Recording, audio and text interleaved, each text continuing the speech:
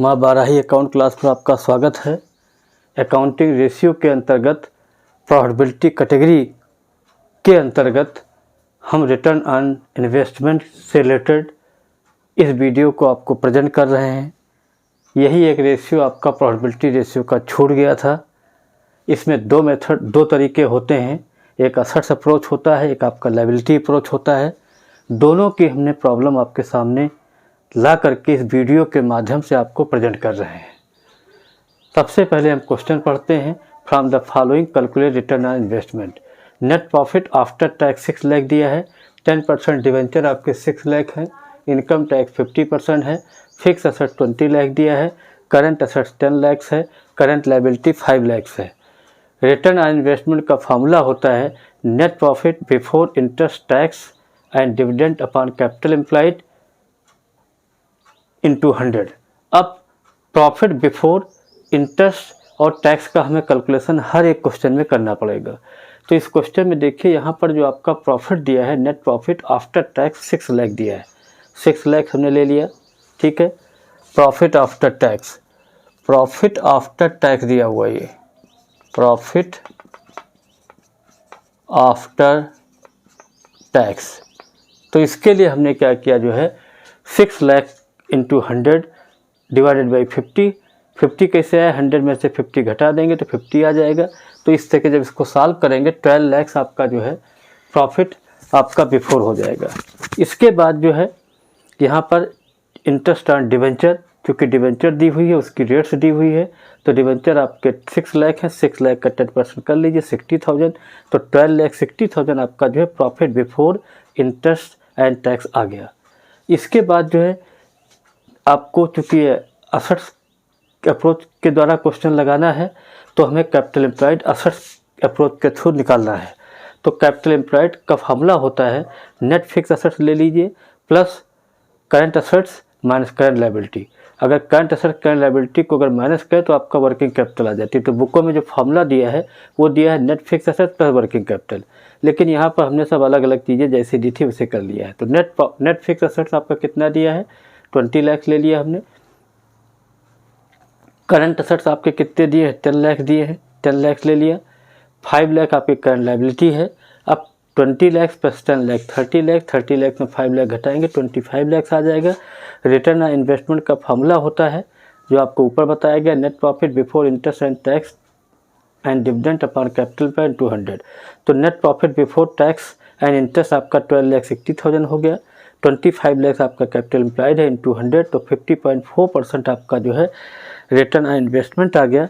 Return on investment को हमने बताया, रिटर्न ऑन इन्वेस्टमेंट के कई नाम होते हैं। फिलहाल इसको यहाँ पर रिटर्न ऑन कैपिटल एम्प्लॉयड के नाम से भी जानते हैं, रिटर्न ऑन इन्वेस्टमेंट के नाम से भी जानते हैं। तो ये आपका जो है जो हमने क्वेश्चन लगाया ये असेट्स अप्रोच है। दूसरा क्वेश्चन हमने लिया है लायबिलिटी अप्रोच का। From the following calculate return on investment.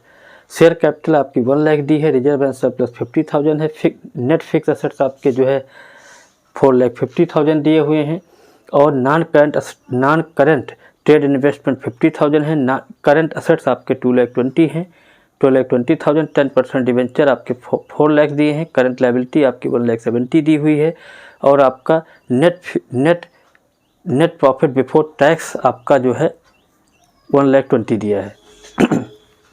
इन दोनों क्वेश्चंस में अंतर यह है कि यहाँ नेट प्रॉफिट मतलब आफ्टर टैक्स और इंटरेस्ट दिया था, यहाँ पर नेट प्रॉफिट बिफोर टैक्स दिया, मतलब टैक्स इसमें नहीं घटाना है, टैक्स आपको नहीं ऐड करना है, बल्कि आपको इंटरेस्ट को ही ऐड करना है। तो फिर वही formula return on investment is equal to net profit before tax interest and dividend upon capital employed into 100। ये आपका लायबिलिटी अप्रोच यहाँ लिख दिया है। क्यों? क्योंकि यहाँ पर कैपिटल एम्प्लॉयड जब निकालेंगे तो लायबिलिटी ही उसमें शामिल की जाएगी। अब आ जाइए, नेट प्रॉफिट बिफोर टैक्स आपका 1,20,000 दिया है, तो इसमें केवल इंटरेस्ट आप ले लीजिए। आपका 4 लाख का 10% आपका जो है 40,000, तो यहाँ लिखे ऐड 10% इंटरेस्ट ऑन डिवेंचर 40,000 जोड़ दीजिए, तो 1,60,000 आपका net profit before interest and tax आ जाएगा। अब यहाँ कैपिटल एम्प्लॉयड आपको निकालनी है, equity share capital plus reserve and surplus plus debenture इसके अलावा जो भी शेयर होल्डर फंड्स, आप लोग जानते होंगे शेयर होल्डर फंड कैसे निकलता है, equity share capital, preference share capital, reserve and surplus, security premium और उसके साथ साथ लॉन्ग टर्म लोन और डिवेंचर उसमें जोड़ लेते तो कैपिटल एम्प्लॉयड आ जाता है। अब यहाँ इक्विटी शेयर कैपिटल आपकी 1 लाख दी है, रिजर्व सरप्लस 50,000 है, इन दोनों को जोड़ दिया प्लस डिवेंचर आपने 4 लाख ले लिया तो आपका 5,50,000 कैपिटल एम्प्लॉयड आ गया। अब formula return on investment equal to net profit before tax and dividend आपका 1,60,000 निकाला, कैपिटल एम्प्लॉयड 5,50,000 है, इंटू 100 करेंगे 29.09% आ जाएगा। तो ये दो क्वेश्चन आपको हमने प्रोवाइड किया है। इसके दो अप्रोच होते हैं, एक असर्ट्स अप्रोच होता है, मतलब असर्ट्स अप्रोच का मतलब हो गया कि जो है आपका जो असर्ट्स दी होंगी, असर्ट्स को ऐड करके कैपिटल एम्प्लॉयड निकालना होगा, जैसे हमने ये निकाला है। लायबिलिटी अप्रोच का मतलब होता है जितनी भी लायबिलिटीज आपकी हो सकती है उनको लिया जाता है। तीसरी चीज़ आपको हम ये बताना चाह रहे हैं कैपिटल एम्प्लॉयड क्यों निकालते हैं। मान ली मुकेश अंबानी है, मुकेश अंबानी कोई बिजनेस स्टार्ट करते हैं, कोई कंपनी स्टार्ट करते हैं, तो उनको जो है वो भी ये पता लगाते हैं कि उनको क्या प्रॉफिट में क्या हिस्सा मिल रहा है या क्या परसेंटेज, उनका परसेंटेज प्रॉफिट का बढ़ रहा है कि घट रहा है। ठीक है, तो जो ओनर होते हैं, मालिक होते हैं, कंपनी के मेन अधिकारी होते हैं, मतलब वो लोग जो है मालिक जो आपका रेशियो कैलकुलेट करता है अपनी एग्जैक्ट प्रॉफिट पोजीशन के लिए, वो रिटर्न ऑन इन्वेस्टमेंट या रिटर्न ऑन कैपिटल एम्प्लॉयड को कहते हैं। इस हिसाब से हमने आपको जो है इस वीडियो में केवल हमने प्रोबेबिलिटी रेशियो के अंतर्गत एक रेशियो छूट गया था रिटर्न ऑन इन्वेस्टमेंट, जिसको हमने जो है आपको एक अच्छी तरीके से प्रेजेंट किया है। Thank you.